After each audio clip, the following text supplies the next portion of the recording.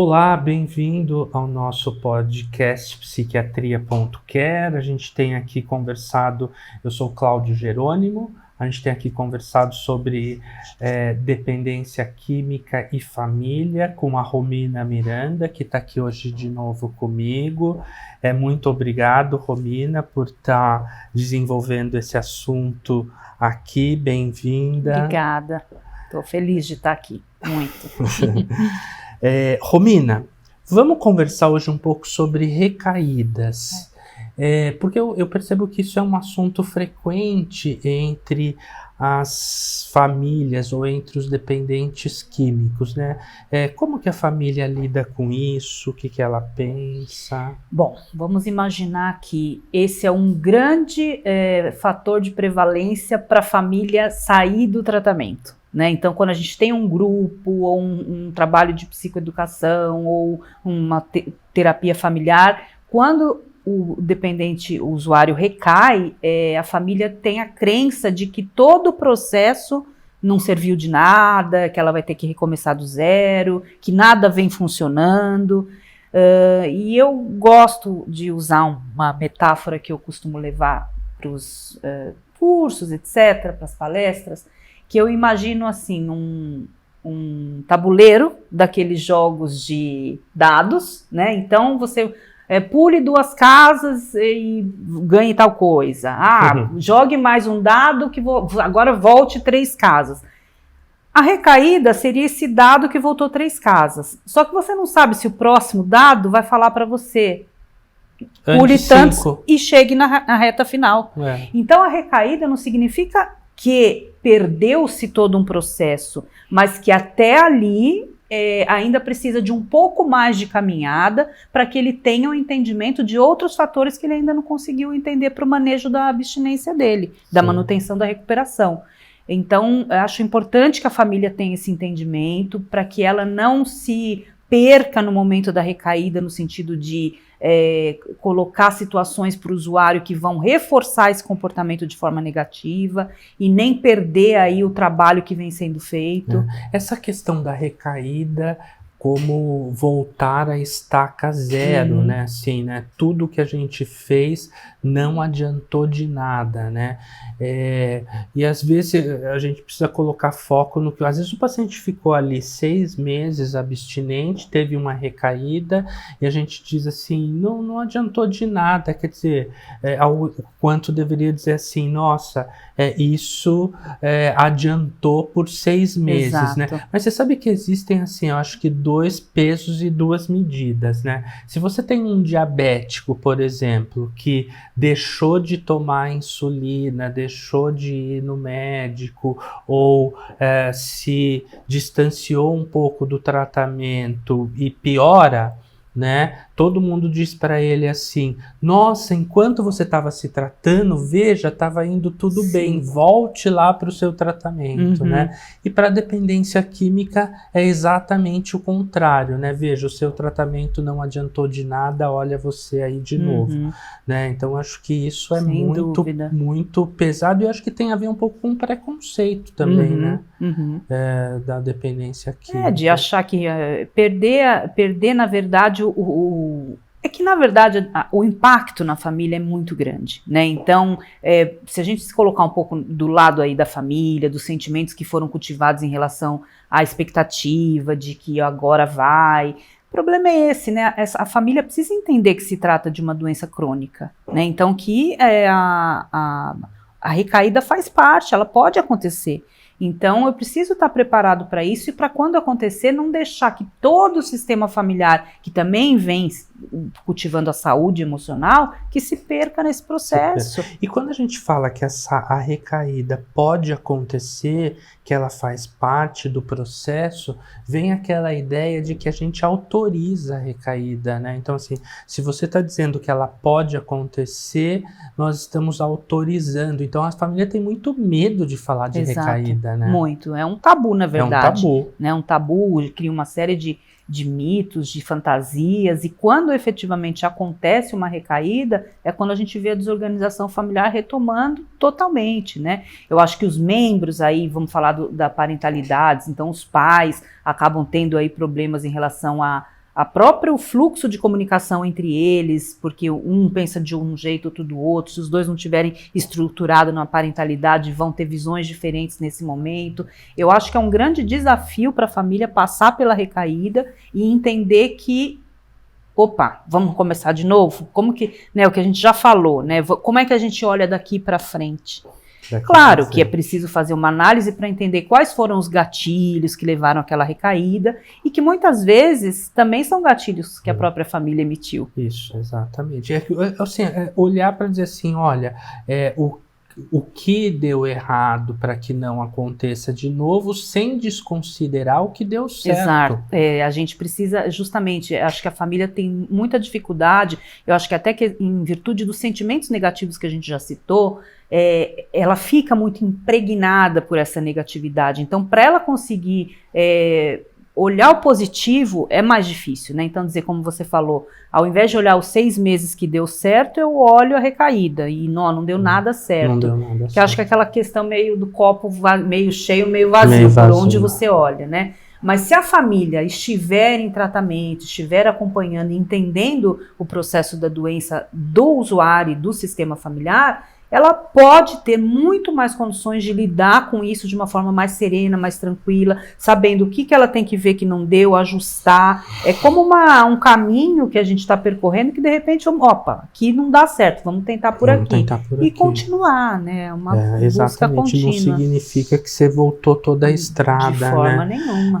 Eu acho que isso acontece muito não só com a família, isso acontece com um dependente químico também, né? E acontece com toda a sociedade, e às vezes contamina até a equipe de tratamento, né? Porque assim, nossa, não está funcionando, não está indo para frente, né?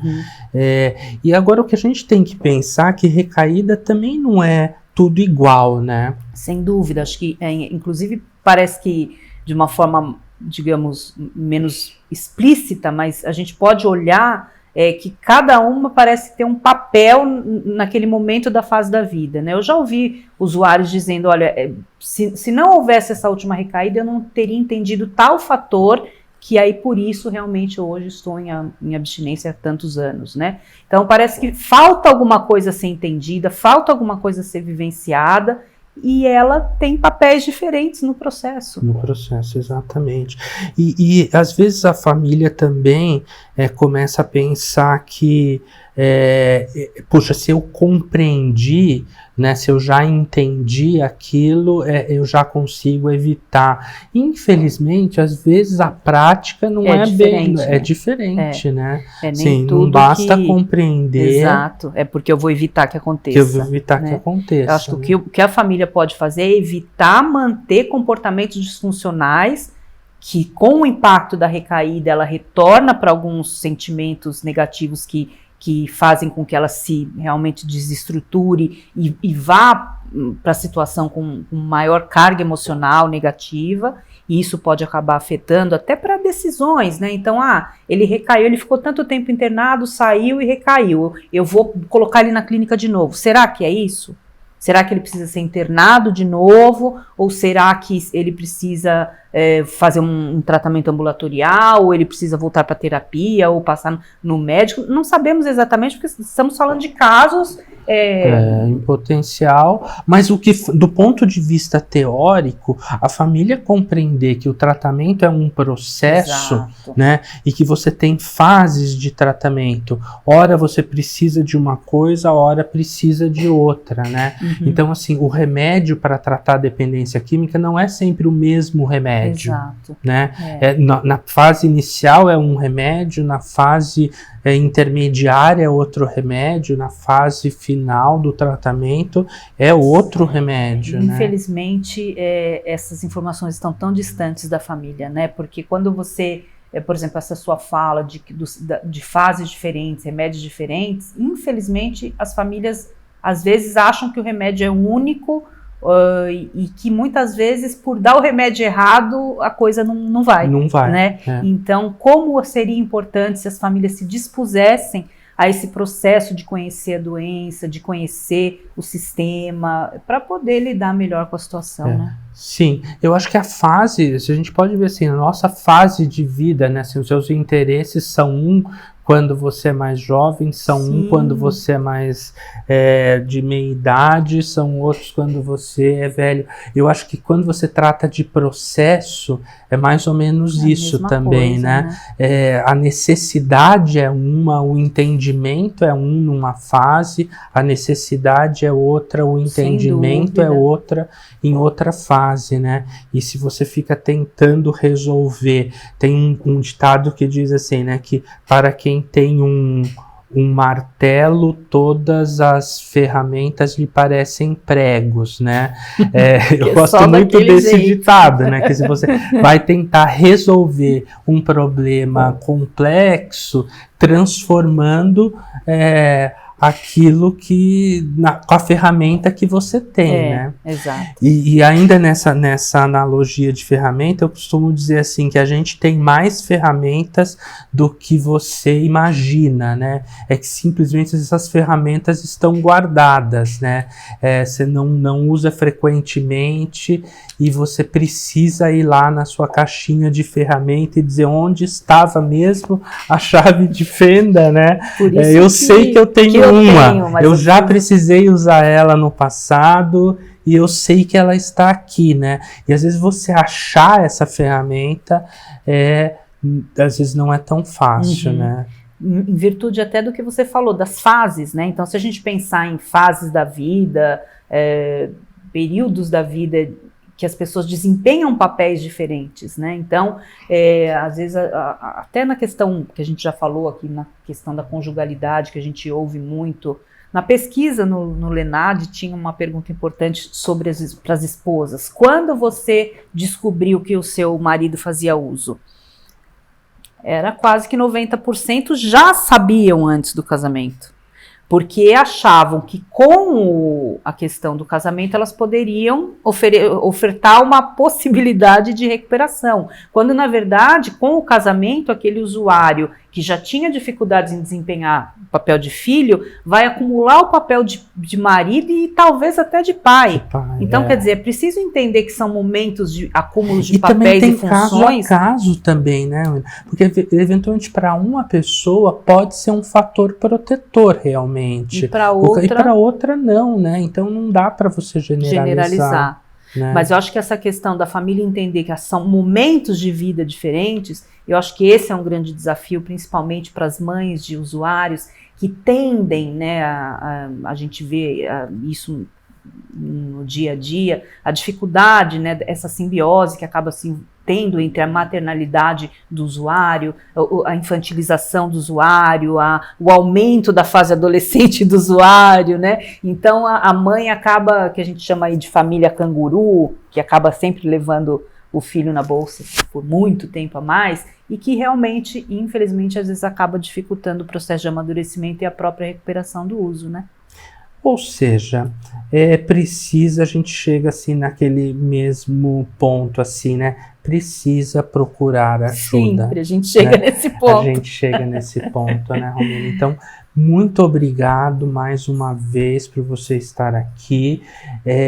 As pessoas vão perguntar as coisas, eu tenho certeza, e eu vou te convidar de novo para vir aqui, pode ter certeza. Esclarecer as dúvidas, porque eu adorei esse papo, é muito bom sempre estar com você.